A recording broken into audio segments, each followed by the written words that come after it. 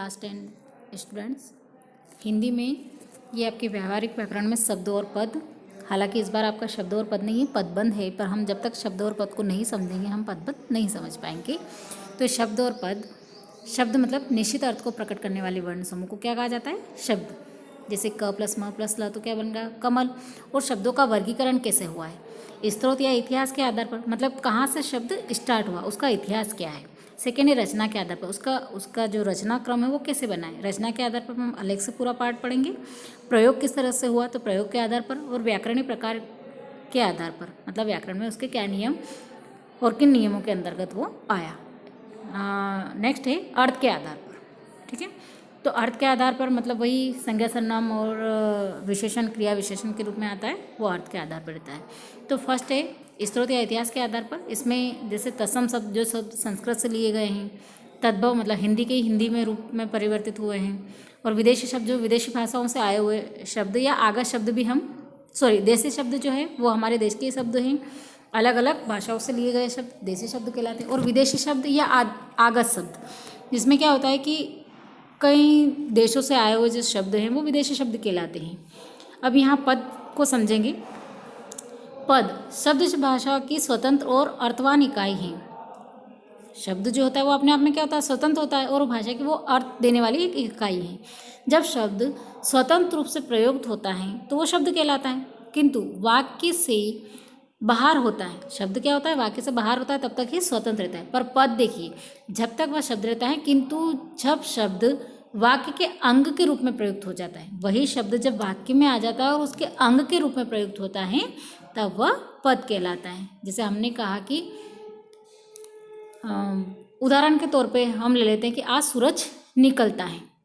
आज सूरज मतलब आज सूरज निकला या निकलता है। रोज सूरज निकलता है, जो भी हम वाक्य लेंगे तो आज अलग शब्द हैं, सुबह अलग शब्द हैं, निकलता अलग शब्द है। पर अब जब हम उसको वाक्य में परिवर्तित कर देते हैं, अलग अलग शब्दों को जब हम एक वाक्य बना लेते हैं और उसमें प्रयुक्त होने वाले जो शब्द होते हैं वो पद के रूप में परिवर्तित हो जाते हैं। ठीक है, अब पद के भेद देखिए, संज्ञा सर्वनाम विशेषण क्रिया और अवयव, ये पद के भेद हैं। संज्ञा आपको पता है, व्यक्ति वस्तु स्थान के नाम को संज्ञा कहते हैं, और संज्ञा के स्थान पर काम आने वाले क्या होते हैं? सर्वनाम। और संज्ञा और सर्वनाम की जो विशेषता बताता है वो विशेषण होता है, और काम की जो विशेषता बताता है वो क्रिया विशेषण होता है। अवयव लिंग वचन कारक में किसी भी परिस्थिति में जो शब्द परिवर्तित नहीं होते वो अवयव कहलाते हैं। अब यहाँ संज्ञा के विकार, संज्ञा के लिंग वचन और कारण। लिंग कितने प्रकार के होते हैं? स्त्रीलिंग और पुल्लिंग। जो पुरुष जाति को बोध कराता है वो पुल्लिंग, स्त्री जाति को बोध कराने वाला स्त्रीलिंग। वाचक, वाचन लिखा है यहाँ, वचन होता है वो एक वचन और बहुवचन। एक वस्तु का बोध कराता है एक वचन, एक या दो से अधिक वस्तुओं का बोध कराता है वो बहुवचन। अब जैसे कारक, कर्ता ने, कर्म को, करण, मतलब जो हम सेंटेंस बनाते हैं उसके बीच में जो हेल्पिंग वर्ब होती है वो कारक कहलाते हैं। यहाँ देखिए, जैसे कर्ता ने, कर्म को, करण से, द्वारा, संप्रदाय को, के लिए, अपादान से या अलग होने पर, ये वाला से अलग होने वाला है ना। जैसे करण के से द्वारा है, पर ये अपादान से वाला में किसी वस्तु को या किसी स्थान को एक दूसरे से अलग करता है। संबंध काकी के, अधिकरण में पर, और संबोधन हे, अरे, ओ आदि। ठीक है, अब सर्वनाम के भेद देखिए। सर्वनाम के पुरुष 3 प्रकार के होते हैं। फर्स्ट है पुरुष, उत्तम पुरुष, मध्यम पुरुष और अन्य पुरुष। उत्तम पुरुष मतलब खुद जो हम बात कर रहे हैं, मध्य पुरुष जिससे हम बात कर रहे हैं, तुम, तुम्हें, है ना, और अन्य पुरुष मतलब वह, मतलब जिसके बारे में हम बात कर रहे हैं। अब यहाँ सर्वनाम के भेद, निश्चयवाचक सर्वनाम मतलब जिस बात में निश्चितता प्रकट होती है, निश्चितवाचक। अनिश्चित मतलब जो अनिश्चिततापूर्वक बात होती है वो अनिश्चित। मैंने सामने उदाहरण लिखे हैं एक एक। प्रश्नवाचक देखिए, तुम्हें मतलब जहाँ प्रश्न पूछा जा रहा है प्रश्नवाचक सर्वनाम। निजवाचक मतलब जहाँ निजता दर्शाई जा रही, खुद के बारे में बताई जा रहा है वो निजवाचक सर्वनाम। संबंधवाचक मतलब जिससे संबंध बताया जा रहा है, जो जैसा बोएगा वो वैसा काटेगा, मतलब उसने ऐसा किया इसलिए वो ऐसा है। वो संबंध यहाँ हम व्यक्तिवाचक से भी ले सकते हैं, व्यक्तियों को भी संबोधित कर सकते हैं, वस्तुओं को भी संबोधित कर। मेज पे मेरी पुस्तक रखी है मतलब उस पुस्तक से मेरा संबंध है। अब विशेषण के भेद देखिए, गुणवाचक मतलब जिसमें गुण और दोष दोनों को बताया जाता है, गुणवाचक। संख्यावाचक जिसमें एक मात्रा बताई जा रही है, कितनी संख्याओं को बताई जा रही है।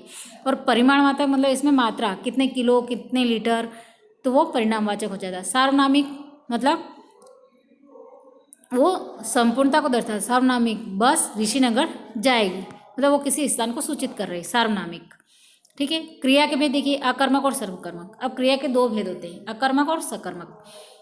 अकर्मक जिसमें क्रिया की महत्वता नहीं होती है, महत्व नहीं होता है क्रिया का, वो अकर्मक है। जैसे बच्चा हंसता है, बच्चा रोता है, पुजारी आता है ना, तो ये अकर्मक जिसमें क्रिया का महत्व नहीं होता। और सकर्मक में दो क्रियाएं होती है, अकर्मक और द्विकर्मक। मतलब एक कर्मक में एक क्रिया ही होती, पत्रकार ने समाचार लिखा, एक ही कार्य हुआ और एक ही कर्ता हुआ।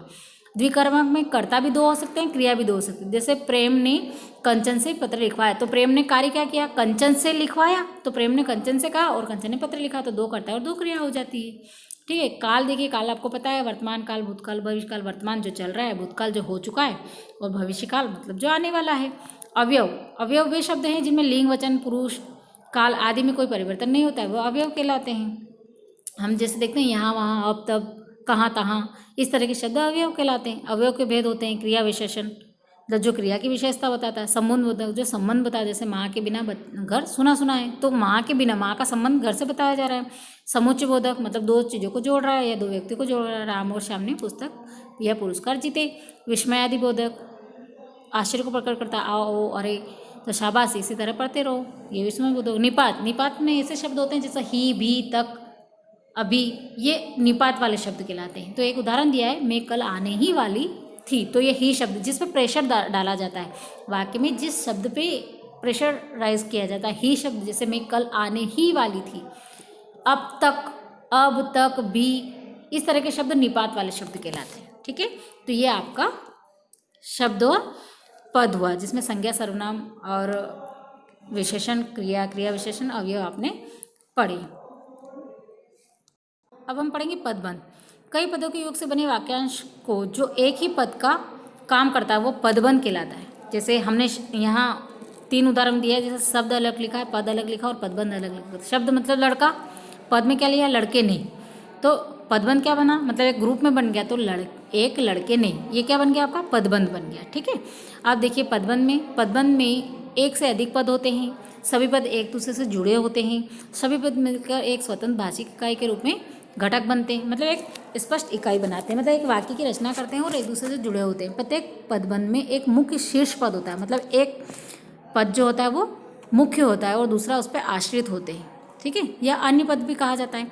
पदबंध में शीर्ष पद पर एक से अधिक आश्रित पद हो सकते हैं, वो किस में होते हैं, पदबंध में। अब एक उदाहरण देखो, सुंदर बच्चा, तो सुंदर क्या हो गया, मुख्य पद हो गया और बच्चा आश्रित पद हो गया। सेकंड उदाहरण देखो, वे 5 खिलाड़ी लड़के, तो वे 5 खिलाड़ी लड़के, वे 5 खिलाड़ी, पर वो क्या हो गया, लड़के, मुख्य पद लड़के, वो 5 खिलाड़ी क्या है, तो लड़के के रूप में। ठीक है। अब भेद, संज्ञा के भेद, संज्ञा पदबंध के जो भेद है, तो संज्ञा पदबंध देखिए, संज्ञा पदबंध में शीर्ष में संज्ञा होता है, मतलब जो मेन होता है वो संज्ञा होता है, अन्य सभी पद उस पर आश्रित होते हैं। यह संज्ञा पदबंध कर्ता, कर्म, पूर्व आदि के स्थान पर प्रयुक्त होते हैं। जैसे उदाहरण देखो, अयोध्या के राजा दशरथ के 4 पुत्र थे, तो अयोध्या भी एक संज्ञा है और राजा दशरथ भी एक संज्ञा है। ठीक है। तो ये संज्ञा पदबंध हो गया। वैसे ही सर्वनाम पदबंध में सर्वनाम का विशेष महत्व होता है। जैसे उदाहरण देख लो कि दीन दुखियों की सहायता करने वाला, तो ये दीन दुखियों की सहायता करने वाले आप सर्वनाम हो गया। तो सर्वनाम पदबंध में क्या होता है कि शीर्ष में सर्वनाम पद होता है, मतलब मुख्य जो होता है वो सर्वनाम होता है। वैसे ही विशेषण पदबंध में विशेषता जो होती है वो पदबंध शीर्ष होता है। उदाहरण देख लो, उसका घोड़ा अत्यंत सुंदर, फुर्तीला और आज्ञाकारी था, तो वो उसकी विशेषता बता रहे हैं, किसकी, घोड़े की, तो वो विशेषण पदबंध हो गया। क्रिया पदबंध में क्रिया की विशेषता होती है, क्रिया, अब देखिए फूलों पर भंवरे मंडरा रहे, तो मंडराना उसकी क्रिया है, तो ये पदबंध मुख्य हो गया। क्रिया विशेषण पदबंध, जब कई पदों के योग से एक ऐसा पदबंध बनता है जो क्रिया की विशेषता बताता है। जैसे उदाहरण, बच्चा रोता रोता माँ के पास गया, तो उसकी क्रिया की विशेषता क्या है, रोता रोता माँ के पास गया। ठीक है ना। अब ये हो गए आपके संज्ञा, शब्द, पद और पदबंध। ठीक है।